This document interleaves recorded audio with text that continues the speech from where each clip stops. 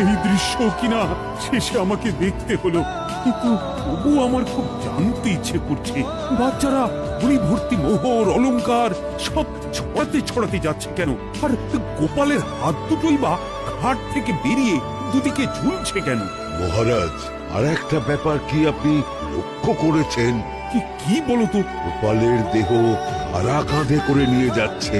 হ্যাঁ হ্যাঁ, ওই তো মন্ত্রী, সেনাপতি, জ্যোতিষী আর পণ্ডিত। আসলে গোপালের এই শেষ যাত্রা আমাদের কিছু শিক্ষা দিয়ে যাচ্ছে মহারাজ। এই যে দেখুন, যারা গোপালকে সহ্য করতে পারত না, এখন এখন তাদেরই কাঁধে গোপাল যাচ্ছে। তার মানে শেষ পর্যন্ত কেউই কারোর শত্রু থাকে না, সবাই মান অভিমান করে